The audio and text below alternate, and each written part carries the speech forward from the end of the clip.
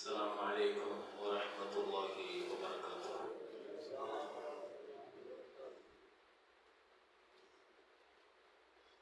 نحمده ونستعينه ونستغفره ونؤمن به ونتوكل عليه ونعوذ بالله من شرور أنفسنا ومن سيئات أعمالنا. من يهده الله فلا مضل له ومن يضلل فلا هادي له. وأشهد أن لا إله إلا الله وحده لا شريك له وأشهد أن محمدا عبده ورسوله صلى الله عليه وعلى آله وأصحابه أجمعين. أما بعد، فأعوذ بالله من الشيطان الرجيم. بسم الله الرحمن الرحيم. يا أيها الناس اتقوا ربكم إن زلزلة الساعة شيء عظيم. قال نبينا وحبيبنا وشفيعنا وقائدنا محمد رسول الله صلى الله عليه وسلم الدين والنصيحة. அளவற்ற அருளாளன், நிகரில்லா அன்புடையவன், எல்லாம் வல்ல அல்லாஹுவை புகழ்ந்தவனாக உயிரினும் மேலான கண்மணி முஹம்மது ரசூலுல்லாஹி ஸல்லல்லாஹு அலைஹி வஸல்லம் அவர்கள் மீதும் அவர்களின் பரிசுத்த தோழர்கள், குடும்பத்தார்கள், உம்மத்தார்கள், நம் அனைவர்கள் மீதும் அல்லாஹுவின் அன்பும் அருளும் வந்து சேரட்டுமாக. புனிதமிக்க இவ்வாண்டு ஹஜ் பயணம் செய்ய நாடி இருக்கிற அனைவர்களுடைய பயணத்தை அல்லாஹ் லேசாக்கி தந்து, பாதுகாப்பானதாக அல்லாஹ் ஆக்கி தந்து, பரிபூர்ணமாக மக்பூலியத்தாக மப்ரூராக அல்லாஹ் ஆக்கி தருவானாக. நம்முடைய உம்ராவை, தவாஃபை, சஅயை, ஒவ்வொரு அமல்களை, துஆக்களை அல்லாஹ் கபூல் செய்வானாக. சிறப்பான இந்த நிகழ்விற்கு உஸ்மானிகள் பேரவை மற்றும் பெரிய குத்துபா பள்ளிவாசல் நிர்வாகம் இணைந்து நடத்துகிற சிறப்பிற்குரிய ஹஜ்ஜி வழிகாட்டுதல் இந்த நிகழ்ச்சிக்கு தலைமையேற்று நடத்தி கொண்டிருக்கிற மரியாதைக்குரிய உஸ்தாத் ஜலீல் அவர்களே, சிங்கை மிக்க உலமா பெருமக்களே, ஹஜ்ஜி செல்வதற்காக நாட்டம் கொண்டிருக்கிற சிங்கை மிக்க பெரியவர்களே, ஹஸரத் அவர்கள் குறிப்பிட்டது போல எத்தனை தடவை எத்தனை இடங்களில் இந்த நிகழ்ச்சிகள் நடத்தப்பட்டு கொண்டே இருந்தாலும் ஒவ்வொரு நிகழ்ச்சியிலேயும் நாம் கற்றுக்கொள்ள வேண்டிய செய்திகள் நிறைய கிடைக்கும். ஹஜ் என்பது அது காலத்திற்கும் அது கியாமத்து வரை தொடர்கிற ஒரு அமல். அது கியாமத்து வரைக்குமான செய்திகளும் ஹஜ்ஜில் இருந்து கொண்டே இருக்கும். இப்போ கியாமத்து வரைக்கும் இந்த அமல் இருக்கும்னு ஆயிடுச்சோ, இது ஒரு தொன்மையான பழமையான அமல். அது உலகம் தோன்றிய நாள் முதல் கொண்டு இருக்கிற அமல். இது கியாமத்து வரையும் தொடர்கிற அமல் என்று சொன்னார். நீங்க குர்ஆன்ல ஹஜ்ஜின் ஒரு சூரா இருக்கு. குர்ஆன்ல ஹஜ்ஜின் ஒரு சூரா, அது அல்லாஹ் அந்த சூராவுடைய ஆரம்பத்தில் அல்லாஹ் எப்படி ஆரம்பிப்பான்னா, யா அய்யுஹன் நாஸ், மக்களே, இத்தகூ ரப்பக்கும், உங்க ரப்ப நீங்க பயப்படுங்க. இன்ன ஸல்ஸலத்தஸ் ஸாஅத்தி ஷைஉன் அஸீம், கியாமத்தினுடைய திடுக்கம் மிக பயங்கரமானது, மிகப்பெரியதுங்கிற அல்லாஹ். ஹஜ்ஜினுடைய சூராவினுடைய துவக்கத்தில் அல்லாஹ் ரெண்டு விஷயத்தை சொல்றான். ஒன்னு தக்வாவை சொல்றான், இரண்டாவதாக அல்லாஹ் கியாமத்தை பத்தி சொல்றான். என்ன, ஹஜ்ஜுக்கும் கியாமத்திற்கும் நெருங்கிய தொடர்பு இருக்கிறது. ஹஜ்ஜி நடந்துட்டு இருக்கிற வரைக்கும் தான் துன்யா, ஹஜ்ஜி நிறுத்தப்பட்டுன்னா கியாமத். அதுக்கு அதுதான் அர்த்தம். நபி ஸல்லல்லாஹு அலைஹி வஸல்லம் தெளிவா சொன்னாங்க, கஅபத்துல்லாஹ்ல ஹஜ்ஜி, கஅபாவுடைய தவாஃபு, ஹஜ்ஜி, இந்த அமல் நடந்துட்டு இருக்கிற வரைக்கும் தான் இந்த துன்யாவினுடைய இயக்கம். இந்த துன்யாவினுடைய இயக்கத்தோடு இந்த அமல் சம்பந்தப்பட்டிருக்கிறது. எப்ப அந்த அமல்ல ஒரு சின்ன குறைபாடு வந்தாலும் அதனுடைய விளைவுகள் உலகத்தை பாதிக்கும். அதனாலதான் அல்லாஹ் கியாமத்தை கொண்டு தான் ஹஜ்ஜினுடைய சூறாவை அல்லாஹ் ஆரம்பிக்கிறான். ஜஅலல்லாஹுல் கஅபத்தல் பைத்தல் ஹராம கியாமன் லின்னாஸ், அல்லாஹ் கஅபாவை அல்லாஹ் அறிமுகப்படுத்துவான். கஅபா என்பது மக்களுக்கான நிர்வாகம் என்று அல்லாஹ் சொல்றான். இது ஒரு முஸ்லிம்களுடைய சொத்து கிடையாது. நீங்க ஹஜ்ஜ பத்தி சொல்ற இடங்களில் எல்லாம், கஅபாவை பத்தி சொல்ற இடங்களில் எல்லாம் குர்ஆன் முழுக்க நீங்க தேடுங்களேன், அல்லாஹ் அன்னாஸ் அன்னாஸ் அன்னாஸ் இந்த வார்த்தையை தான் அல்லாஹ் பயன்படுத்துவான். பயன்படுத்துவான் அல்லாஹ். மூமின்கள் முஸ்லிம்கள் அல்லாஹ் பயன்படுத்த மாட்டான். நீங்க குர்ஆன் முழுக்க தேடி பாருங்க. ஏன்னா அந்த இடத்தினுடைய செய்தி என்பது முழு உம்மத்துடன் சம்பந்தப்பட்டது, முழு உலகத்துடன் சம்பந்தப்பட்டுச்சு. அங்க என்ன மாற்றம் நடந்தாலும் அதனுடைய விளைவுகளை முஸ்லிம்கள் மட்டுமல்ல முழு உலகமும் அதை எதிர்கொள்ள வேண்டியது இருக்கும், சந்திக்க வேண்டியது இருக்கும். நெருக்கடியான காலகட்டத்தில் கூட, மிக கடுமையான நெருக்கடியான காலகட்டத்தில் கூட ஹஜ் நின்றுவிடக் கூடாது என்பதற்காக பெரும் மலைகள் சஹாபிகள் காலத்துல வந்துச்சு. ஒரு ஆளை முக்கி போகிற மலையெல்லாம் வந்துச்சு. ஹதீஸ்ல எடுத்து பாருங்க, இப்னு சுபைர் ரலியல்லாஹு காலகட்டத்துல சஹாபிகள் நீச்சல் அடிச்சிட்டு தவாஃப் செஞ்சாங்க. நிக்க முடியாது, ஆனா தவாஃப் நிறுத்த முடியாது. தவாஃப் நிறுத்திட கூடாதுங்கிறதுக்காக இப்னு சுபைர் ரலியல்லாஹு காலகட்டத்தில் எல்லாம் நீச்சல் அடிச்சிட்டு தவாஃப் செஞ்ச வரலாறுகள் எல்லாம் கிதாபுகள்ல நம்ம பார்க்கிறோம். ஏன் ஹஜ் நிறுத்தப்பட்டால் விளைவுகள் கடந்த காலங்களில் ஒரு 10 வருஷத்துக்கு முன்னால ஹஜ்ஜில இப்படி இடையூறு வரும், ஹஜ்ஜில இப்படி நெருக்கடி வரும், ஹஜ்ஜில இந்த மாதிரி தடைகள் வரும், இப்படி எல்லாம் சொல்லி இருந்தால் நாம் யோசிப்பதற்கான சில சந்தர்ப்பங்கள் இருக்கலாம். ஆனால் 2 கொரோனாவினுடைய காலங்களை நாம் கடந்து வந்திருக்கிறோம். 2 வருஷம் கொரோனாவினுடைய காலங்கள்ல ஒரு செயற்கைத்தனமான ஹஜ் நடந்துச்சு. இந்த துன்யாவையும் உலகத்தையும் காப்பாற்றுறதுக்கான ஒரு ஹஜ் நடந்துச்சு. அதுதான் முதல் வருஷம் ஒரு 10,000 பேர்களை வச்சு, 2வது வருஷம் ஒரு 60,000 பேர்களை வச்சு உலகத்துல லட்சக்கணக்கான 30 லட்சம் பேர், 40 லட்சம் பேர், 50 லட்சம் பேர் செஞ்ச அந்த இடத்துல ஒரு 10,000 பேரை வச்சு ஹஜ் நடந்துச்சா இல்லையா?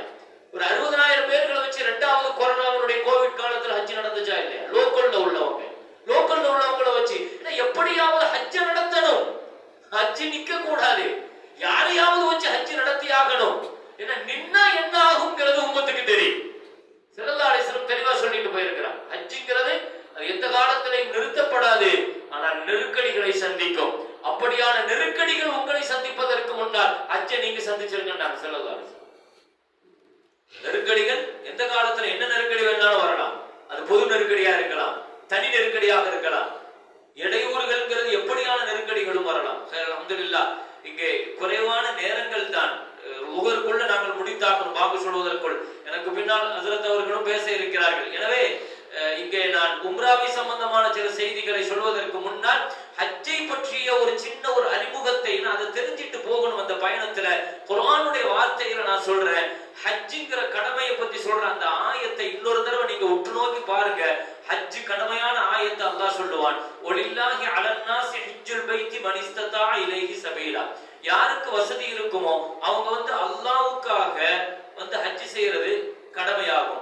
இங்கேயும் கூட நான் திரும்பவும் சொல்றேன், ஒலில்லாஹி அலன்னாஸி, அங்கேயும் அல்லாஹ் மக்கள்ங்கிற வார்த்தையை தான் அல்லாஹ் பயன்படுத்துறான். ஜஅலல்லாஹு கஅபத்தல் பைத்தல் ஹராம கியாமன் லின்னாஸ்ங்கறான்.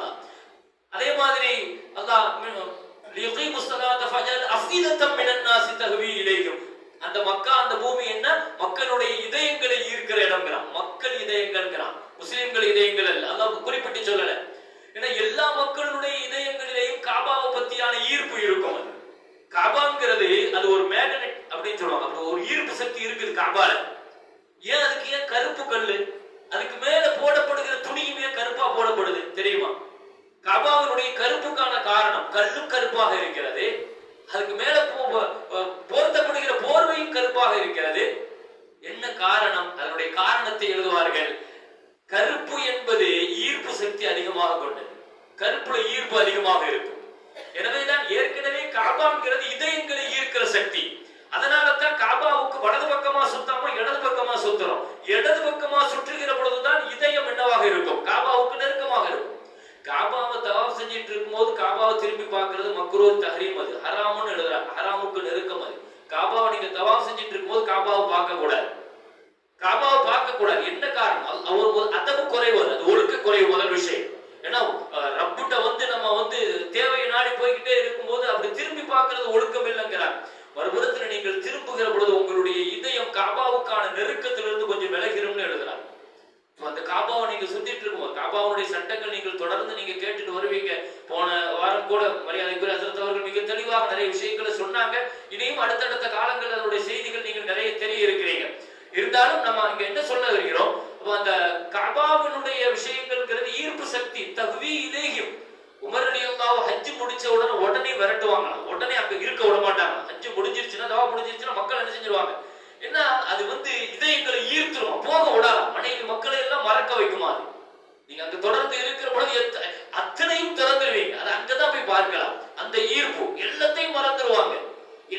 விஷயங்களையும் மறந்து முழுக்க முழுக்க இதயங்களோடு ஒரு பின்னி பிணைந்து ஒரு மானசீகமான ஒரு உறவு ஏற்படுகிற இடம் அந்த இடம். அது அதை பத்தி ஒரு கவிஞர் சொல்லுவார், நீங்க போகிறதுக்கு முன்னால நீங்க எவ்வளவுதான் சொன்னாலும் அதனுடைய ஹக்க அதா செய்ய முடியாது, நிறைவேற்ற முடியாது. நீங்க போய் செஞ்சிட்டு வந்து அதை பார்த்துட்டு சொல்றதுக்கும் உங்களுக்கு வார்த்தைகள் கிடைக்காது. ரெண்டுமே சொல்ல முடியாது. அதை அனுபவிக்கிறது, ஹஜ்ஜுங்கிறது அனுபவிக்கிறது. அது அவங்களுக்கு அனுபவிச்சாதான் தெரியும். அந்த அனுபவத்தை அவர்கள் எத்தனை வார்த்தைகள் அதை வெளிப்படுத்த முடியாது. நம்ம சட்டங்களாக சொல்லிடலாம், செயல்முறைகளாக இப்படி சொல்லிடலாம், இப்படி ஹஜ்ஜுங்கிறது அமல்கள் என்பதை தாண்டி, சட்டங்கள் என்பதை தாண்டி உணர்வு பூர்வமாக நீங்க அனுபவிக்கிற அந்த அனுபவம் தான் ஹஜ்ஜு. அதை அனுபவிக்கணும், அந்த அனுபவத்தை பெறணும் ஹஜ்ஜில.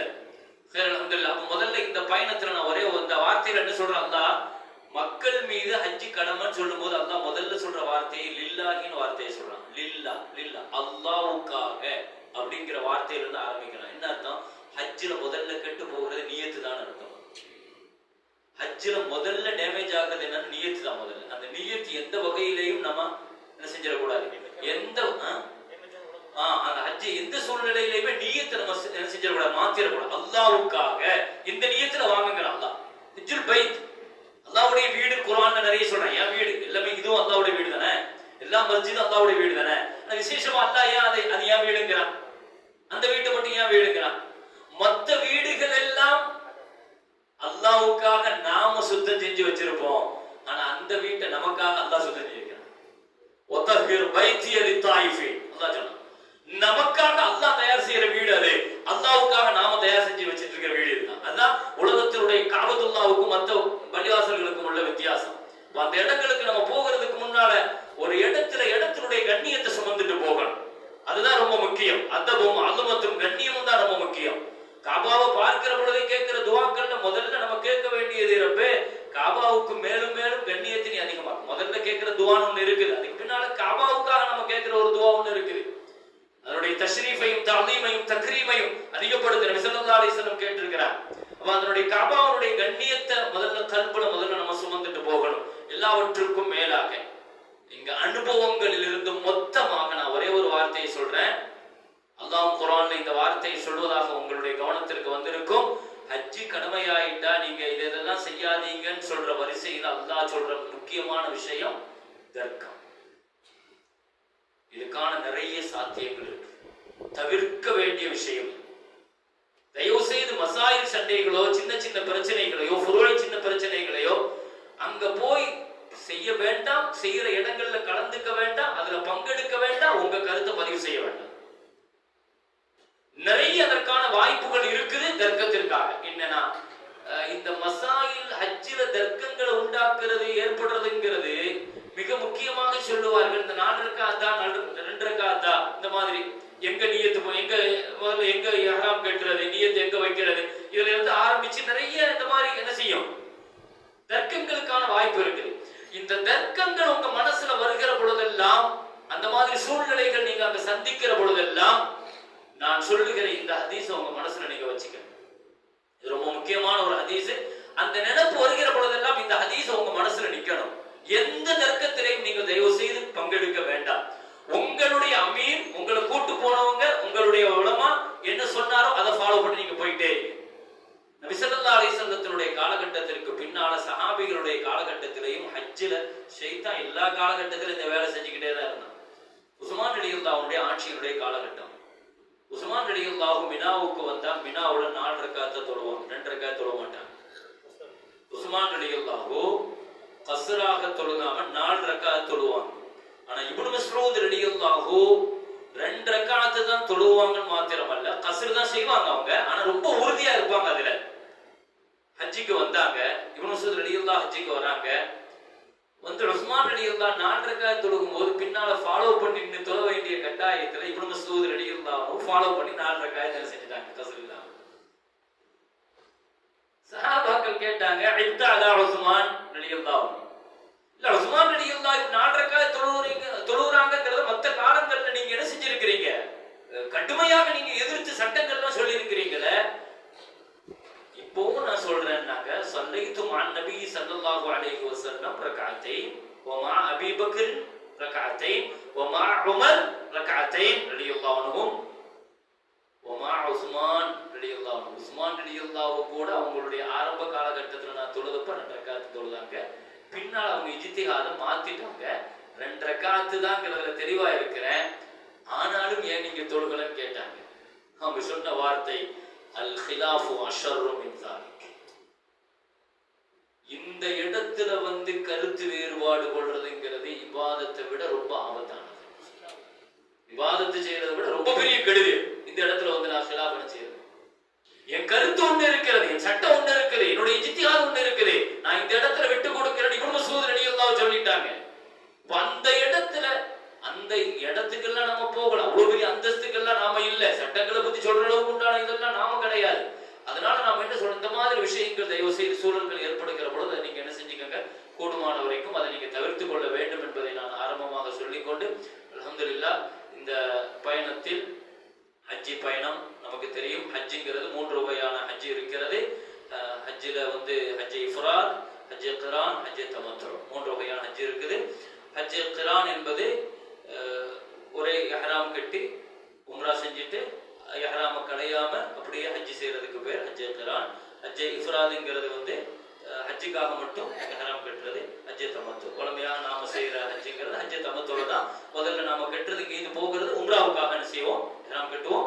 உம்ராவை முடிச்சுட்டு இஹ்ராம களைஞ்சிட்டு நம்ம நார்மல் ட்ரெஸ்ல இருந்து அதுக்கு ஹஜ்ஜிக்காக தனியா என்ன செய்வோம், இஹ்ராம் கட்டுவோம். இதுதான் ஹஜ்ஜி தமத்து. இதுதான் நம்ம பெரும்பாலும் போகிறது. இந்த பயணத்தில் உம்ரா என்று சொன்னால் மற்ற காலங்கள்லையும் நம்ம உம்ராவுக்கு மட்டும் தனியாக போயிருப்போம். உம்ராவுடைய விஷயங்களை நாம தெரிஞ்சிருப்போம். நாம் சொல்வது போல சில விஷயங்களை அந்தந்த இடங்கள் அந்தந்த காலகட்டங்கள்ல போகிற பொழுது அது புதிய அனுபவமாக இருக்கும். நீங்க மற்ற காலங்கள்ல போய் உம்ரா செய்யறதுக்கும் அமல்கள்ல வித்தியாசம் இருக்காது. ஹஜ்ஜி காலத்துல போய் உம்ரா செய்யறதுக்கு வேற ஒரு வித்தியாசமான அப்படியெல்லாம் இருக்காது. ஆனால் அந்த காலங்களுக்கு உண்டான வித்தியாசத்தை நம்ம உணர்வோம். ஹஜ்ஜினுடைய காலத்துல போய் உம்ரா நம்ம போகிற பொழுது அது கொஞ்சம் சில அசௌகரியங்கள் இருக்கலாம், பல்வேறு விஷயங்கள் இருக்கலாம். எது எப்படி இருந்தாலும் கொஞ்சம் சபூர் செய்வேங்கிற அந்த எண்ணத்தோடு தான் இன்ஷா அல்லாஹ் என்ன செய்யணும்.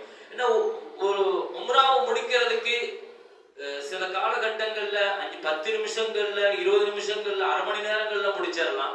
2 மணி நேரம் 3 மணி நேரம் அப்படி எல்லாம் ஆகும். அது ஒவ்வொரு சூழல்களை பொறுத்தது.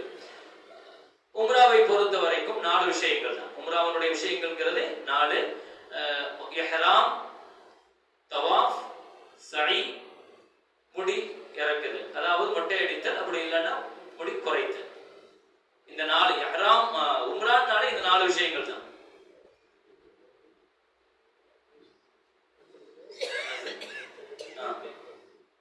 சொல்லுங்க, 4 விஷயம் என்னது? உம்ராவுடைய விஷயம் 4 என்னது?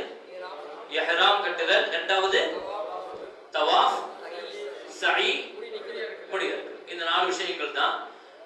பெரிய அளவுல சொல்றதுக்கு ரொம்ப சாதாரண விஷயங்கள் தான், குழம்புறதுக்கெல்லாம் ஒண்ணும் இருக்காது. அந்த அமல்கள் செய்யற முறைகள்ல மட்டும் கொஞ்சம் நம்ம கவனம் எடுத்துக்கிட்டா போதும். இதுதான் ஆர்டராக இருக்குங்கிறது உங்களுக்கு தெரியும். இஹ்ராமை பொறுத்த வரைக்கும் இஹ்ராம் கட்டுறதுக்கு முன்னால அதுல முதல்ல நம்ம செய்ய வேண்டிய முடியிறக்குதல், இந்த மாதிரி நம்ம சில நகம் விட்டது, இந்த மாதிரி விஷயங்கள் எல்லாம் சில விஷயங்கள் நம்ம செய்யணும். தர்தீப் அந்த இது படிக்கணும். சரி, அப்ப இஹ்ராமுடைய விஷயங்கள், இஹ்ராமுக்கு முன்னால நம்ம தேவையில்லாத முடிகளை எடுத்துக்கொள்றது, அதே மாதிரி நகத்தை இது பண்ணிக்கிறது, அதே மாதிரி இஹ்ராமுக்காக குளிக்கிறது. குளிச்சதுக்கு முன்னாடி இஹ்ராமுடைய தொழுகை, நம்ம உடம்புல அத்தர் தேய்ச்சிக்கலாம். அதாவது இஹ்ராம் கட்டுறதுக்கு முன்னால குளிச்ச உடனே உடல்ல அத்தர் தேய்ச்சிக்கலாம். அதே மாதிரி இஹ்ராமுக்கு குளிச்சதற்கு பின்னால இஹ்ராமுடைய தொழுகை 2 ரக்காத் தொழுகிறது. இஹ்ராமுக்கு முன்னால நம்ம செய்ய வேண்டியது முடிகளை களைதல், நகம் களைதல், அதே மாதிரி குளித்துக் கொள்ளுதல், அதே மாதிரி நறுமணம் பூசிக்கொள்ளுதல், தொழுகுதல். நியத்தை நீங்க என்ன செய்யுங்கன்னா எந்த இடத்துல வைக்கணுங்கிறதுல நம்ம ஏற்கனவே சொன்ன மாதிரி பெரும்பாலும் அது ஏர்போர்ட்லயா செஞ்சது அந்த மாதிரி வைக்கிறது. ஆமா, ஏர்போர்ட்ல வச்சுக்கிறது. ஆனாலும் கூட சில ரொம்ப இஷ்கோட ஆசையோட இருக்கிறவங்க, ஏன்னா தல்பியாவை பொறுத்த வரைக்கும் ஹதீஸ் ஷரீஃப்ல வருது, நபி ஸல்லல்லாஹு அலைஹி வஸல்லம் சொன்னாங்க, 4 வார்த்தைகள் இருக்கிறது. அந்த 4 வார்த்தைகள் அந்த ஊருக்கு ஊருக்கான பாதுகாப்புன்னு சொன்னாங்க. முதலாவது ஒரு முஅத்தின் பயன்படுத்துகிற தக்பீர் அல்லாஹு அக்பர். ஒரு முஅத்தின் அல்லாஹு அக்பர்னு சொல்றாருன்னா இந்த வார்த்தை அவருடைய ஊருக்கான பாதுகாப்புன்னா ஸல்லல்லாஹு அலைஹி வஸல்லம் ஒரு ஹதீஸ்ல பார்த்த செய்தி. இரண்டாவது ஒரு முஜாஹித், ஒரு போராளி, அவர் போர்க்களத்தில் அவர் பயன்படுத்துற அந்த அல்லாஹு அக்பர்ங்கிற அவர் பயன்படுத்துற இந்த வார்த்தை இருக்குத, இது அவருடைய ஊருக்கான பாதுகாப்புன்னா. அதே மாதிரி ஒரு குழந்தை முதல்ல பிஸ்மில்லான்னு ஆரம்பிக்கிற பொழுது அந்த பிஸ்மில்லான்னு ஒரு குழந்தை சொல்ற அந்த வார்த்தை இருக்குத, அது அவருடைய ஊருக்கான பாதுகாப்புன்னாங்க. நான்காவது நபி ஸல்லல்லாஹு அலைஹி வஸல்லம் சொன்ன வார்த்தை ஒரு முஹரிம், இஹ்ராம் கட்டிய ஒருவர் அவர் சொல்லுகிற அந்த தல்பியா இருக்கிற அந்த தல்பியா அவருடைய ஊருக்கான பாதுகாப்புன்னாங்க. இந்த தல்பியா, இந்த தக்பீர், இதெல்லாம் அந்த ஊருக்கான பாதுகாப்பு. ஆனால் சில அசௌகரியங்கள் ஏற்படலாம், கொஞ்சம் அதிகமான நேரங்கள் இருக்கலாம், அல்லது பிளைட் வந்த விஷயங்கள் எல்லாம் கருத்துல கொண்டு தான் நீங்க ஏர்போர்ட்ல போய் நீங்க என்ன செய்யுங்க, இஹ்ராமுக்காக நியத்து வைங்க, உம்ராவுக்காக நியத்து வைங்கன்னு சொல்றாங்க. ஆனாலும் கூட மாலிக் ரஹ்மத்துல்லாஹ்ட்ட கேட்டாங்க, நீங்க எங்க இருந்து நியத்து வச்சுட்டு வரீங்கன்னு கேட்டாங்க. மாலிக் ரஹ்மத்துல்லாஹ் சொன்னாங்க, நபி ஸல்லல்லாஹு அலைஹி வஸல்லம் இஹ்ராமுக்கான நியத்தை அவங்க புறப்பட்ட மதீனால இருந்து வச்சாங்க. அதனால மாலிக் ரஹ்மத்துல்லாஹ் சொன்னாங்க, அதனுடைய சுன்னத்துங்கிற அடிப்படையில கம்ப்ளீட் சுன்னத் அப்படின்னு நான் செய்யறேன்னு விருப்பப்பட்டேன். ஏன்னா அதை நம்ம ஒரு இதா சொல்லல, நீங்க இதை செய்யணுங்கிறதுக்காண்டி சொல்லல. ஆனா விருப்பப்பட்டீங்கன்னா நம்ம சொந்த இடங்களில் இருந்து சொந்த ஊரில் இருந்து புறப்படுகிற பொழுது அந்த நியத்தோடு போனா அல்ஹம்துலில்லாஹ் அது ஒரு நபி ஸல்லல்லாஹு அலைஹி வஸல்லத்துடைய சுன்னத்தும் கிடைக்கும், அது முழுமையான சுன்னத்தும் கிடைக்கும். இஹ்ராம், அந்த இஹ்ராமுடைய வெளிப்படை அந்த 2 ரக்காத்தை நம்ம தொழுகிறோம். இஹ்ராமுடைய நியத்து வைக்கல, இந்த தொழுகை நியத்தல்ல, உடுத்துகிற உடை நியத்தல்ல. எப்போ இஹ்ராம்ங்கிற சட்டத்துக்குள்ள நம்ம உடம்புல நியத்து செஞ்ச நிமிஷத்துல இருந்துதான். அதனால நம்ம தொழுகிற பொழுதுலாம் தலைய நம்ம என்ன செய்யணும், மூடிட்டு தான் தொழுவணும், தொப்பி போட்டுட்டு தான் தொழுவணும். அந்த நேரத்துல நம்ம என்ன செஞ்சிடக்கூடாது, தலையை திறந்துட்டு தொழக்கூடாது. இதெல்லாம் நார்மலா மற்ற நேரங்கள்ல செய்யற மாதிரி எல்லா இதுவும் நம்ம அந்த இதுல இருக்கணும். நம்ம நியத்து செய்யற ஏர்போர்ட்ல நம்ம அந்த நியத்து செய்யறோம். அல்லாஹும்ம சொல்லுங்க, அல்லாஹும்ம இன்னி உரீதுல் உம்ரத ஃபயஸ்ஸிர்ஹா லீ வதகப்பல்ஹா மின்னி. யா அல்லாஹ், நான் உம்ரா செய்ய நாடி இருக்கிறேன், அதை எனக்கு லேசாக்கி கொடு, அதை என்னிடத்திலிருந்து கபூலாக்கு. இந்த நியத்து நம்ம எப்போ வைக்கிறோமோ அந்த நிமிஷத்துல தல்பியா சொல்லி நியத்து வச்ச உடனே என்ன செஞ்சிடணும், ஒவ்வொரு தடவையும் தல்பியா சொல்லிக்கிற பொழுது 3 தடவை நீங்க என்ன செஞ்சுக்கணும், தல்பியா சொல்லிக்கணும். அப்போ ஆரம்பிக்கிற தல்பியா தான் ஹஜ்ஜையும் உம்ராவையும் சிறப்பிற்குரியதாக ஆக்குறதுங்கிறது தல்பியா. எவ்வளவுக்கு எவ்வளவு அதிகமாக இப்போ ஆரம்பிக்கிற அந்த தல்பியா தான்.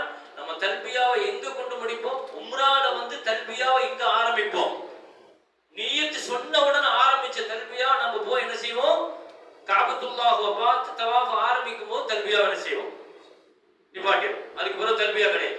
சில பேர் விவரம் தெரியாம தவாஃப் செய்யும் போது தல்பியா ஓதுவாங்க. வந்துட்டேன் பதில் சொல்லிட்டேன்னா அந்த இடத்துக்கு வந்துட்டாலே அது பதில் சொல்லிட்டேங்கிறது முடிஞ்சிருச்சு, அதுக்கு பின்னால தல்பியாவை நிறுத்தியாரு. அதே மாதிரி ஹஜ்ஜில இஹ்ராம் கட்டும் போது ஆரம்பிக்கிற அந்த தல்பியா கல்லெறிகிற பொழுது என்ன செய்யும், ஹஸரத் அவர்கள் அதை பத்தி ஹஜ்ஜினுடைய விஷயங்களை பத்தி விளக்கமா சொல்லுவாங்க. இப்போ இஹ்ராம் கட்டியதற்கு பின்னால, நியத் வச்சதற்கு பின்னால நமக்கு சில விஷயங்கள் நம்ம மீது என்ன செஞ்சு கொள்ளும். என்னென்ன விஷயங்கள் ஏற்கனவே கேட்டிருப்பீங்க, நீங்களே சொல்லுங்க பாபு. ஏற்கனவே போன வாரங்கள்ல கலந்துகிட்டவங்களுக்கு தெரியும். ஒரு ஹஸரத் அவர்கள் ஒரு 10 விஷயம் கரெக்டா சொன்னாங்க. 10 விஷயம் ஞாபகம் இருக்காவது சொல்லுங்க. நகம் வெட்டக்கூடாது, முடிகள் அதே மாதிரி பண்ணக்கூடாது, தலையை மறைக்க கூடாது, 4வது தையல் ஆடை அணியக்கூடாது, நறுமணம் பூசக்கூடாது, இச்சை கூடாது, அடுத்து வேட்டையாடக்கூடாது, தர்க்கம் பண்ணக்கூடாது, 8 பாவமான வார்த்தைகள், பாவமான செயல்பாடுகள் 9 சொல்லிட்டான். அது சொல்லியாச்சு.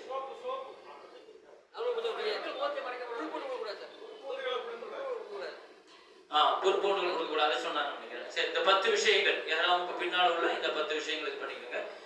இப்போ அல்லாஹ்வுடைய கிருபையில இப்போ நம்ம தவாஃப் ஆரம்பிக்க போறோம். இஹ்ராமுக்கு பின்னால அடுத்த அமல் தவாஃப்.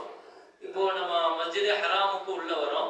மஸ்ஜிதே ஹராமுக்கு உள்ள காலடி எடுத்து வைக்கிற பொழுது, மஸ்ஜிதே ஹராமுக்கு சொல்றேன், பள்ளிவாசல்ல உலகத்துல புனிதமான பள்ளி, 1,00,000 நன்மை தருகிற பள்ளி, உங்களுக்கு எல்லாம் அந்த பள்ளியினுடைய புனிதம் தெரியும். முதல்ல கால் வைக்கிற பொழுது என்ன துவா ஓதலாம்? பெருமக்கள் சொல்லுகிற ஒரு துவா, நீங்க மஸ்ஜித் ஹராமுக்குள்ள கால் வைக்கிற பொழுது மனசுல, யா அல்லாஹ், என் சம்பந்தப்பட்ட அத்தனை பேர்களுடைய பாவங்களையும் நான் மன்னிச்சுட்டேன், என் சம்பந்தப்பட்டதுல என் பாவத்தை நீ மன்னிச்சுட்டு உள்ள போங்க. நாம முதல்ல அல்லாஹ்வுடைய அஃபு, அல்லாஹ்வுடைய மக்ஃபிரத்தை தேடணும். அல்லாஹ்வுடைய மக்ஃபிரத்தை தேடுறதுக்கு முன்னால முதல்ல நாம என்ன செய்யணும்? நம்ம சம்பந்தப்பட்ட விஷயங்களை, எனக்கு யார் யாரெல்லாம் என்னென்ன அநியாயம் செஞ்சாங்களோ, யார் வருத்தப்படுத்தினாங்களோ, யார் என்ன செஞ்சாங்களோ அவங்கள நான் மன்னிச்சுட்டேன் அப்படிங்கிற அந்த வார்த்தையோடு நீங்க உள்ள கால் எடுத்து வைக்கிற பொழுது அல்லாஹ்ட்ட மன்னிப்பு கேட்டு நினைச்சீங்க, நீங்க உள்ள போங்கிறாங்க. சரி, அல்ஹம்துலில்லாஹ். மஸ்ஜித் ஹராம் பொது உலகத்துல இந்த பள்ளிவாசலுக்கு போனாலும் தஹியத்துல் மஸ்ஜித் 2 ரக்காத். ஆனால் அந்த பள்ளிவாசல்ல மட்டும் முதல்ல நேரடியாக என்ன செஞ்சாலும் தவாஃப். ரப்ப போய் சந்திக்கிற, ரப்போட வீட்டை சந்திக்கிற அந்த தவாஃபும் முதல்ல காபத்துல்லாஹ்வை பார்க்கிற அந்த உணர்வுங்கிறது ரொம்ப ஒரு இதயபூர்வமானது. அது முழுமையாக இருக்கணும், கண்ணறையே இருக்கணும், கல்வி நிறைய இருக்கணுங்கிறதுக்காக நீங்க போகிற பொழுதே கீழே குனிஞ்சிட்டே போய் எந்த இடத்துல குறிப்பிட்ட இடத்துல வந்து நிறுத்தி, எந்த இடத்துல முழு வியூ கிடைக்குமோ அந்த இடத்துல உங்களை அழைச்சிட்டு போறவங்க சொல்லுவாங்க. எனவே அந்த இடத்துல போய் நின்று நீங்க முதல்ல பார்க்கிற காபாவை முழுசாக கண்குளிர நீங்க பாருங்க. அதை பார்க்கிற பொழுது காலமெல்லாம் அல்லாஹு அக்பர், முஸ்தக்பில் அல்-கிப்லா, முஸ்தக்பில் அல்-கிப்லா, காபாவை முன்னோக்கி காலமெல்லாம் நம்ம தக்பீர் கட்டுகிற பொழுது சொல்லி சொல்லி சொல்லி சொல்லி பழக்கப்பட்டு ஒரு நாள் அந்த காபாவுக்கு முன்னாலே போய் நிற்கிற பொழுது நம்ம இவ்வளவு நாட்கள் அந்த சொன்ன வார்த்தையினுடைய மக்பூலியத்தை அந்த இடத்துல உணரலாம். அல்லாஹ் நேரடியாக அந்த இடத்துல காபாவை பார்க்கிற பொழுது கண்ணீர் வரலாம். என்ன துவா கேட்கணும்? ஜாமிஆக இருக்கணும், முஹ்தஸராக இருக்கணும் சொல்லுவாங்க. சுருக்கமாகவும் அதை பொருள் நிறைவாகவும் இருக்கிற ஒரு வார்த்தை. என்ன கேட்கலாம்? அல்ஹம்துலில்லாஹ். இந்த மாதிரி ரப்பனா தகப்பல் மின்னா முதல்ல கேட்கிற ஒரு வார்த்தையாக நான் சொல்லுகிற ஒரு விஷயம் உங்களுடைய ஞாபகத்தில் எதையும் வச்சுக்கோங்க. யா அல்லாஹ், என்னை முஸ்தஜாபு தாவாவாக ஆக்குன்னு கேட்கணும். யா அல்லாஹ், நான் இனிமேல் கேட்கிற எல்லா துஆக்களையும் நீ கபூலாக. வாழ்நாள் முழுக்க முஸ்தஜாபு தாவானா என் துஆ நான் எப்ப கையேந்தினாலும் அது கபூலுக்குரிய பாக்கியம் பெறணும். இந்த இடங்கள் ஒவ்வொருவர்களும் ஒவ்வொரு இமாம்களும் ஒவ்வொரு வார்த்தை எழுதுறாங்க அந்த விஷயங்களுக்கு. நபிமார்கள், ரசூல்மார்கள், சாலிஹீன்கள், சஹாபாக்கள் அவர்கள் கேட்ட இந்த எல்லா துஆக்களையும், எல்லா பாக்கியங்களையும், எல்லா கைர்களையும் எனக்கு கொடு இப்படி கேட்கிறார்.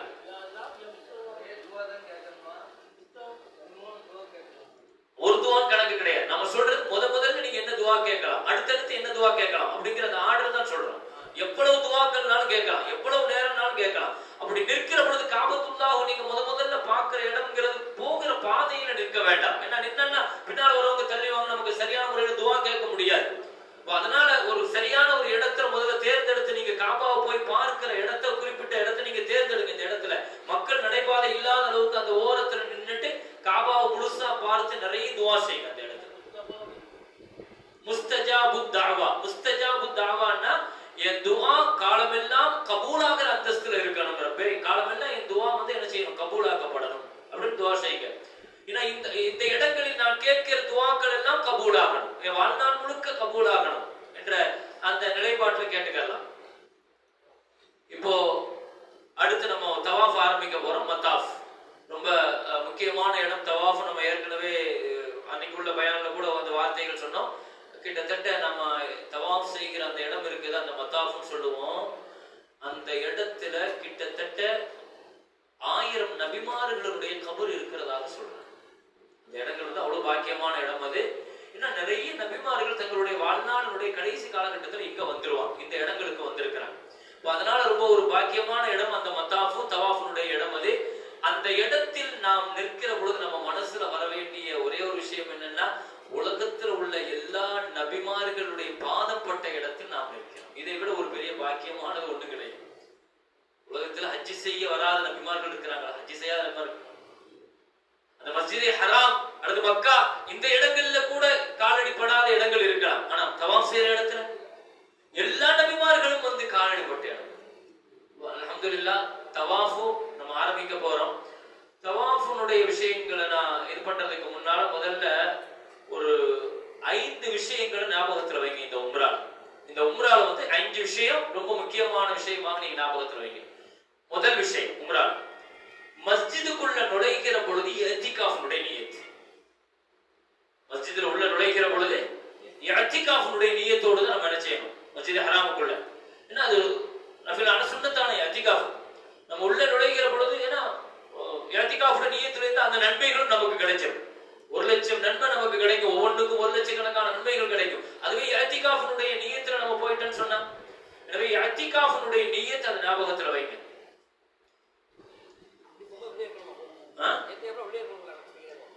இல்ல, நான் இருக்கிற வரைக்கும் அந்த உள்ள இருக்கிற அமல் செய்யற வரைக்கும் இஅ்திகாஃபுடைய நியத்துன்னு அர்த்தம். அது வந்து ஆரம்பிச்சு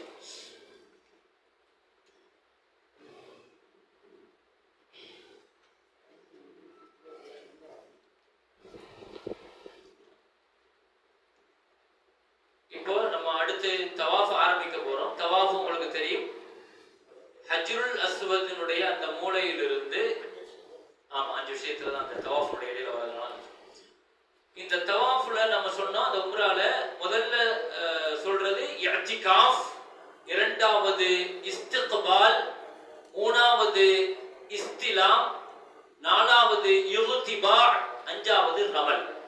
இந்த 5 அரபு வார்த்தை. நீங்க இந்த 5 அரபு வார்த்தையை எப்போ மனசுல ஞாபகம் வச்சுக்கோங்க. இஅ்திகாஃப், இஸ்திக்பால், இஸ்திலாம், இஃதிபா, ரமல்.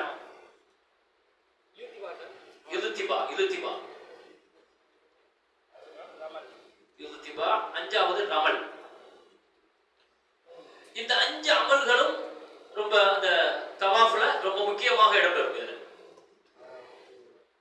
சரி, இஅ்திகாஃப் நமக்கு தெரியும். பள்ளி மஸ்ஜிதுக்குள்ள நுழையும் போது இஅ்திகாஃபுடைய நியத்துல நம்ம உள்ள நுழைஞ்சிரும். நுழைஞ்சதுக்கு பின்னால இப்போ நம்ம மத்தாஃப்ல தவாஃப் செய்யற இடத்துல இறங்குவோம். எங்க இருந்து தவாஃப ஆரம்பிப்போம் உங்களுக்கு தெரியும். ஹஜ்ருல் அஸ்வதினுடைய மூலை. இந்த 4 மூலை காபாவினுடைய இந்த 4 மூலைகளுக்கு ஒவ்வொரு மூலைக்கும் ஒவ்வொரு பேர் இருக்குது. இது ருக்குனுல் ஹஜர். இந்த மூலைக்கு பேர் என்ன? இங்க இருந்து தான் ஆரம்பிக்கிறோம். இந்த இடம் வைங்க. இந்த இடத்துல இந்த ஒரு மாதிரி இருக்கும். அவங்களுக்கு தெரியுமா வச்சிருக்கீங்க? பாருங்க, இதுதான் ஹஜ்ருல் அஸ்வதினுடைய மூலை, ருக்குனுல் ஹஜர். இந்த இடத்துல இந்த மூலைக்கு ருக்குனுல் இராக்கும் பாங்க, இராக். இந்த மூலைக்கு ருக்குனுல் ஷாம்மா, இதுக்கு ருக்குனுல் யமன், ருக்குனுல் யமானி. இந்த 4 மூலைகளுடைய பேரையும் நல்ல ஞாபகத்துல வச்சுக்கோங்க. இப்ப ருக்குனுல் ஹஜர் தவாஃப் நம்ம இங்க இருந்து ஆரம்பிப்போம். இந்த இடத்துக்கு நேர்ல கிரீன் லைட் போட்டிருப்பாங்க, பச்சை லைட். அது பெரிய அடையாளம். அது முதல்ல என்ன செய்யணும்னா, நீங்க காபாவுக்கு உள்ள வருகிற பொழுது, அந்த மஸ்ஜித் ஹராமுக்குள்ள நுழைகிற பொழுது நீங்க எந்த வாசல் வழியா உள்ள வரீங்கிறத கொஞ்சம் நீங்க ஞாபகத்துல குறிச்சு வச்சுக்கிட்டா நல்லது.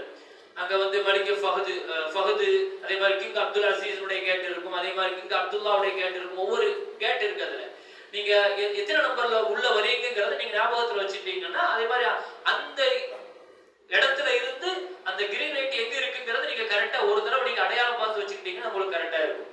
அதனால நீங்க அந்த இடத்துல நீங்க இப்போ உள்ள வந்த உடனே இங்க இருந்து கரெக்டாக அங்க இருந்து ஆரம்பிக்கிறீங்க. இப்ப அங்க இருந்து நீங்க உள்ள இறங்கி வருவீங்கன்னு வைங்க. இந்த இடத்துல இருந்து ஆரம்பிக்கிறீங்க. முதல்ல நம்ம என்ன செய்யணும்? நம்ம சொன்ன இஸ்திக்பால். இஸ்திக்பால்னா என்ன? தொழுகைக்கு எப்படி கிப்லாவை முன்னோக்குவோமோ அப்படி முன்னோக்குறதுக்கு பேர் இஸ்திக்பால். இஸ்திக்பால் நீங்க எழுதிருப்பீங்க. இஸ்திக்பால்ங்கிறது தொழுகைக்காக கிப்லாவை முன்னோக்குறது எப்படியோ அதே மாதிரி. எப்படி முன்னோக்கணும்? உதாரணமா இப்ப இங்கதான் கரெக்டா இப்படி இருக்குதுன்னா கரெக்டா தொழுகைக்கு இந்த அளவு போயிருத்தோம் இல்லையா? பிஸ்மில்லாஹி அல்லாஹு அக்பர் வலில்லாஹில் ஹம்த். அந்த ஹஜ்ருல் அஸ்வதுக்கு நேர்ல நம்ம பார்த்து கையை உயர்த்தி பிஸ்மில்லாஹி அல்லாஹு அக்பர் வலில்லாஹில் ஹம்த். இதை நீங்க வந்து என்ன செய்யணும்? முதல்ல ஸ்டார்ட் பண்ணும்போது நம்ம என்ன செஞ்சுக்கலாம், இது பண்ணிக்க. கரெக்டா இஸ்திக்பால். அதுக்கு அடுத்து இஸ்திலாம். இஸ்திலாம்னா என்ன? தூரத்துல இருந்து காத்துல முத்தம் கொடுக்கிறதுக்கு பேர் இஸ்திலாம். இஸ்திலாம்ங்கிற வார்த்தைக்கு என்ன அர்த்தம்? இஸ்திக்பாலும் இஸ்திலாமும் அடுத்தடுத்து வரும். இஸ்திக்பால் ஒரு தடவை தான், ஆனா இஸ்திலாம் கிட்டத்தட்ட 8 தடவை வரும். நல்ல ஞாபகத்துல வச்சுக்கோங்க. இந்த தவாஃப்ல இஸ்திக்பால் எத்தனை தடவை? ஒரு தடவை தான். நம்ம ஒவ்வொரு தடவையும் தவாஃப் செஞ்சுட்டே இருக்கும்போது இஸ்திக்பால் செய்யக்கூடாது, முன்னோக்கி என்ன செய்யக்கூடாது. முதல்ல போய் நின்று ஆரம்பிக்கிற பொழுது மட்டும் பிஸ்மில்லாஹி அல்லாஹு அக்பர் கையை பண்ணணும். அது மட்டும் பிஸ்மில்லாஹி அல்லாஹு அக்பர் வலில்லாஹில் ஹம்து முதல் தடவை. அதுக்கு பின்னால நம்ம என்ன செய்யணும்? அது தூரத்துல பண்ணி நம்ம முத்தம் கொடுத்துக்கணும்.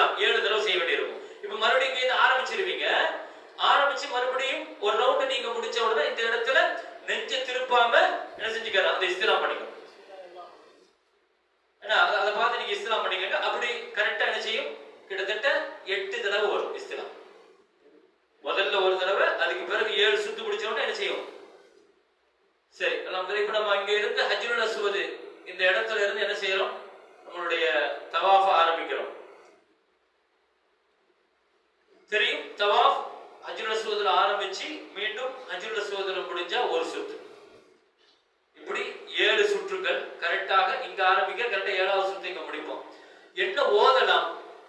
பொதுவாக அந்த தவாஃப்ல என்ன ஓதலாம்? பெரும்பாலும் குர்ஆன் ஓதுவாங்க சில பேர்கள், சில பேர் திக்ர் சுப்ஹானல்லாஹ் 3ஆம் கலிமா 4ஆம் கலிமா எது வேணாலும் ஓதி கொள்ளலாம். ஆனால் ஒவ்வொரு இடத்துக்கும் சிறந்ததுன்னு ஒண்ணு இருக்கு. எல்லாமே சிறந்ததுதான் கூட குர்ஆன்ங்கிற ஒரு பெரிய இபாதத் தான்.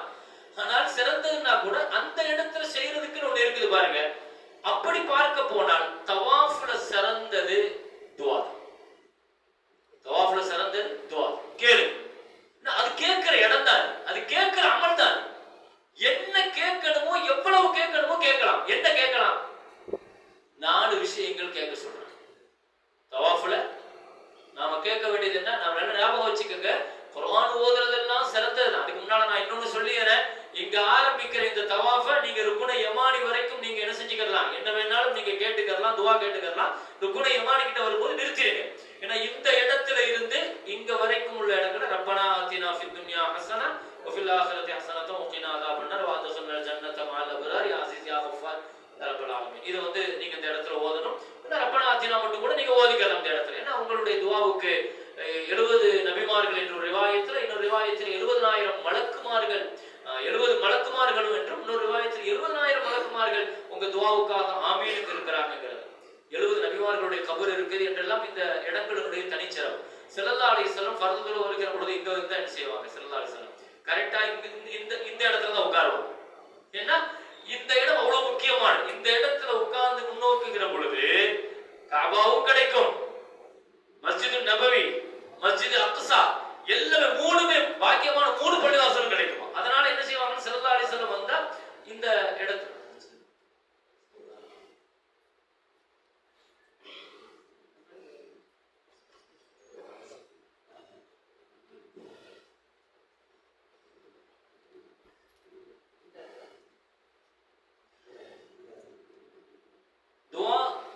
கேட்கலாம். துஆ கேட்கிற விஷயங்கள்ல முதல்ல பெரும்பாலும் சில பேர்கள் என்ன செய்வாங்கன்னா, அந்த இடத்துல நம்ம தவாஃப் செஞ்சுட்டு இருக்கும்போது துன்யாவை கேட்கிறதா, அல்லது சாதாரண சின்ன சின்ன விஷயங்களுக்கு எல்லாம் கேட்கிறதா, அல்லது குடும்ப விஷயங்களுக்காக வேண்டி கேட்கிறதா, நம்மளுடைய தேவைகளை எல்லாம் கேட்கிறதா அப்படின்னு சில பேர் நினைப்பாங்க. குர்ஆன் சொல்லுது அந்த இடத்தை பத்தி, லியஷ்ஹது மனாஃபிஅ லஹும். குர்ஆன் என்ன சொல்லுது? முதல்ல உங்களுக்கு எதெல்லாம் பயனுள்ளதோ அதெல்லாம் கேளுங்க. உங்களுக்கு பயன்பாடு, எனக்கு பயன் தர எல்லா விஷயங்களையும் கேட்கலாம். தமிழ்ல கேட்கலாம். உங்களுக்கு எந்த மொழியில வேணாலும் கேட்கலாம். அரபு மட்டுமெல்லாம் கிடையாது. அது துஆ செய்யற இடம், ரப்புட்ட கேட்கிற இடம் அது. அதனால நீங்க எப்படி வேணாலும் கேளுங்க, என்ன விஷயங்கள் வேணாலும் கேளுங்க. சில பேரு ரொம்ப தீன்ல ரொம்ப இதா இருப்பாங்க, அவங்க ஆখিরাத்துக்காக அதை மட்டும் அதையும் கேளுங்க. ஆனால் துன்யாவினுடைய எல்லா காரியங்களும், என் குடும்பத்தில் ஒரு விஷயங்கள் இருக்கலாம், எனக்கு ஒரு தேவைகள் தனிப்பட்ட முறைகள் இருக்கலாம், நம்ம ரப்புட்ட தானே சொல்றோம், அங்க என்ன இருக்கு? அப்ப அதை நம்ம வெக்கப்பட தேவையில்லை. அந்த இடத்துல வச்சு இதெல்லாம் போய் கேட்கணுமா? கேட்பதற்காக உள்ள இடம் தான் அது, அது கேட்கிற இடம் அது. அதனால நீங்க எல்லா விஷயங்களும் கேளுங்க. தவாஃப்ங்கிறது முழுக்க முழுக்க துஆவுக்கான இடம். அதனால முதல் விஷயம், நீங்க எல்லா துன்யா ஆখিরাத் தீன் எல்லா விஷயங்களையும். இரண்டாவது குர்ஆன் சொல்லுது கேட்க வேண்டிய விஷயங்கள்ல அந்த இடத்தை பத்தி, முபாரக் அல்லது பிபக்கத முபாரக், அது பரக்கத் செய்யப்பட்ட இடம் என்று சொல்லுது குர்ஆன். அதனால அந்த இடத்துல நம்ம கேட்க வேண்டிய இரண்டாவது விஷயம் என்னன்னா, பரக்கத்தை கேளு, ஆயுள்ல பரக்கத்தை கேளு, ஆஃபியத்துல பரக்கத்தை கேளு. இன்னைக்கு இந்த சமுதாயத்துல பரக்கத்தை இழந்திருக்கிறோம். நிறைய விஷயங்கள்ல பரக்கத்தை இழந்துட்டோம். நிறைய சம்பாத்தியம் வருது, நிறைய பணங்காசுகள் வருது, ஆனா பரக்கத்து இல்லை. ஒரு 20 வயசு புள்ள, 25 வயசு பையன் எத்தனை நோய்கள் சொல்றாங்க இன்னைக்கு.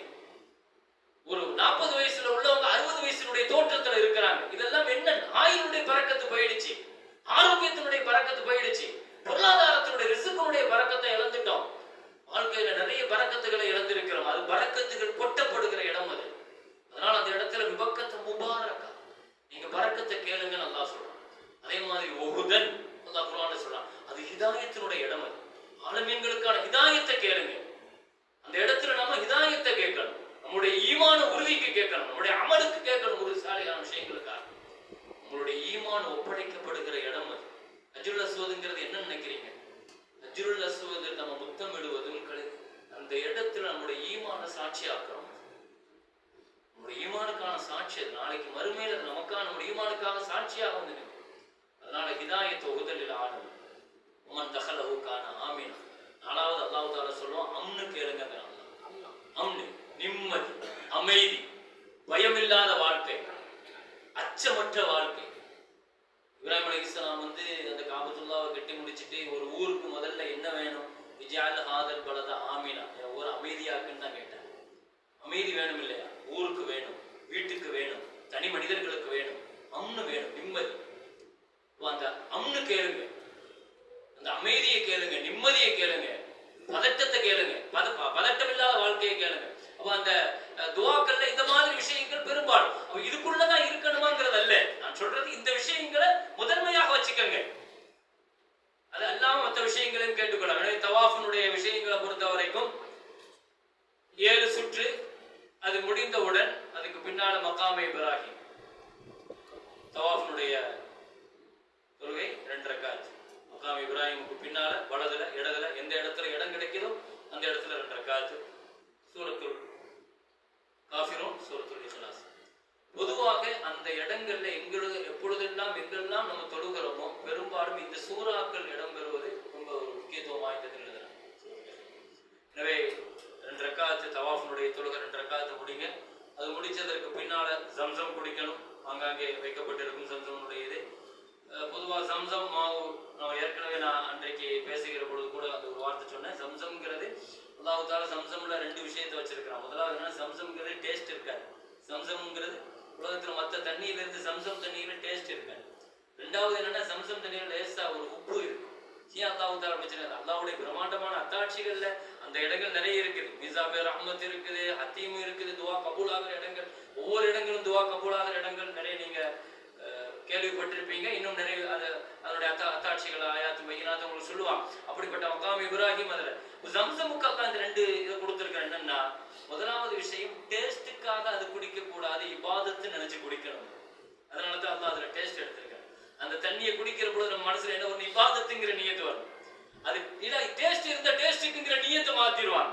ரெண்டாவது உப்பு அந்த தண்ணீர்ல இருக்கும் லேசா. ஏன்னா உப்பு தண்ணீர் குடிக்கிற பொழுது தாகம் அடங்காது. தாகம் அடங்க அதிகமா என்ன செய்வாங்க, குடிப்பாங்க. அதிகமாக குடிக்கணுங்கிறதுனால தான் அல்லாஹ் தஆலா என்ன செஞ்சிருக்கிறான், அல்லாஹ் அதனுடைய அந்த உப்பு தன்மை அல்லாஹ் அந்த தண்ணீர் அல்லாஹ் தஆலா வச்சிருக்கிறான். அல்ஹம்துலில்லாஹ் மாவு ஜம்ஸம் லிமா ஷுரிபலா, என்ன நியத்துல குடிக்கிறோமோ அதனால குடிக்கிற பொழுதே அதாவது சுய தேவை வந்துருமோ, ஒண்ணுக்கு போக வேண்டிய வந்துருமோங்கிற அந்த நியத்தை தயவு செய்து அதை வைக்க வேண்டாம். குடிக்கிற பொழுது இன்ஷா அல்லாஹ் வயிறு நிறைய ஒரு ஈமானிய அடையாளம் வரும். ஒரு ஈமான அடையாளங்கிறதுனால அதை நினைச்சு நம்ம அதிகமா குடிக்கிறோம். ஜம்ஸம் குடிச்சிட்டு அடுத்து இன்ஷா அல்லாஹ் நம்ம செய்ய ஆரம்பிப்போம். இப்போ நம்ம இஹ்ராமும் அதே மாதிரி தவாஃபும் முடிச்சிட்டோம். அடுத்து 3வது ஒரு அமல் உம்ராவுடைய சைங்கிறது சஃபா மர்வாவுக்கு இடையில நம்ம போகிறது. சஃபால இருந்து மர்வாவுக்கு போன ஒரு சுற்று, மர்வால இருந்து சஃபாவுக்கு வந்தா 2, மறுபடியும் இப்படி போனா நம்ம என்ன செய்வோம், இங்க சஃபால ஆரம்பிக்கிறது, மர்வால போய் 7வது சுற்று முடியும். இப்போ போகிற இடைவெளியில மைலைன் அஹ்லரைன்னு சொல்லிட்டு ஒரு கிரீன் லைட் போடப்பட்டிருக்கும். அந்த இடத்துல மாத்திரம் கொஞ்சம் லேசாக நம்ம என்ன செய்யணும், கொஞ்சம் வேகமாக நடைய கொஞ்சம் அதிகப்படுத்தணும். அந்த இடத்துல ரொம்ப வேகமா ஓடலாம் தேவையில்லை, கொஞ்சம் லேசா நம்ம இது பண்ணிக்கலாம். அந்த இடத்த மட்டும் அந்த இடத்த கடக்கிற பொழுது இதுல என்ன ஓதலாம், நம்ம ஏற்கனவே சொன்ன மாதிரி இந்த துஆக்களும் ஓதிக்கலாம். இந்த மாதிரி சில துஆக்கள் நீங்க சையில நிறைய துஆக்கள் ஓதிக்கலாம். எனவே அந்த மாதிரி சஃபாலையும் நம்ம போய் அங்க போய் நின்றுட்டு நிறைய துஆக்கள் கேட்கணும். அதை முடிக்கிற பொழுது சையை முடிக்கிற பொழுதும் நிறைய துஆக்கள். எனவே நான் இதுல சொன்ன ஒரு உம்ராவுடைய விஷயங்கள்ல இந்த 5 விஷயங்கள் சொன்னேன். ஒன்னும் இஸ்திக்பால் நான் விளக்கம் சொல்லிட்டேன். அதே மாதிரி இஸ்திலாம் சொல்லிட்டேன், இஸ்திலாம். அதே மாதிரி அடுத்து இர்திபான் சொன்னேன். இர்திபானா என்ன, அந்த தவாஃபுல வலது தோல் புஜம் திறந்திருக்கிற மாதிரி என்ன செஞ்சுக்கிறது, நம்மளுடைய மேலாடை என்ன செஞ்சுக்கிறது, வலது தோல் புறம் திறந்திருக்கும். எதுல சொன்னா, எந்த தவாஃபுக்கு பின்னால சை இருக்குமோ அதுல பூராம இந்த இர்திபாவும் தவாஃபுல மட்டும்தான். அது மாதிரி தவாஃபுக்கு ஒதுவும் அவசியம், இது உங்களுக்கு தெரியும். சைக்கு ஒது அவசியம் இல்லை, ஒதுவோடு இருக்கிறது சிறப்பு. ஆனா தவாஃபுக்கு ஒது கட்டாயம். அதனால இந்த இர்திபாங்கிறது வலதுனுடைய தோல் புஜம் திறந்திருக்கணும். அந்த இர்திபா அந்த 7 சுற்றிலையும் வலதுனுடைய தோல் புஜம் திறந்திருக்கணும். அதே மாதிரி ரமல் சொன்ன 5வது விஷயம், தவாஃபுல ரமல் ஒண்ணு இருக்குது. ரமல்னா என்னன்னா, கொஞ்சம் ஒரு ராணுவ வீரரை போல கொஞ்சம் வேக வேகமா நெருக்கமாக இருக்கணும். ஆனா நடை கொஞ்சம் கம்பீரமாக இருக்கிற அந்த ஒரு 3 சுத்துக்கு மாத்திரம். நபி ஸல்லல்லாஹு அலைஹி வஸல்லம் தவாஃப் செய்த பொழுது குஃபார்கள் அங்கே இருந்து பேசிக்கிட்டாங்க, ரொம்ப பலகீனமாயிட்டாங்க முஸ்லீம்கள் ரசூலுல்லாஹ்ங்கிற மாதிரி பேசின உடனே ஸல்லல்லாஹு அலைஹி வஸல்லத்தினுடைய காதுக்கு வந்தவுடனே நாங்கள் பலகீனமா இல்லை, நாங்கள் வந்து தெம்பா தான் இருக்கிறோம் காட்டுறதுக்காக தோல் பிஞ்சத்தை குலுக்கி என்ன செஞ்சாங்க ஸல்லல்லாஹு அலைஹி வஸல்லம். அதனுடைய பின்னணியில் ரமல் அது சுன்னத்தாக்கப்பட்டிருக்குது. எனவே அந்த ரமல் இந்த 5 விஷயங்கள் ஞாபகத்தில் வைங்க: இஅ்திகாஃப், இஸ்திக்பால், இஸ்திலாம், இல்திபா, ரமல். இந்த விஷயங்கள். எனவே நம்ம சையை முடிப்போம். சையை முடிச்சதற்கு பின்னால அடுத்து நம்ம அந்த முடி களையிறது 4வது அமல் முழுசா முடி வெட்டி கொள்றது. அதுதான் சிறப்பு. 3 தடவை ஸல்லல்லாஹு அலைஹி வஸல்லம் துஆ செஞ்சிருக்கிறாங்க.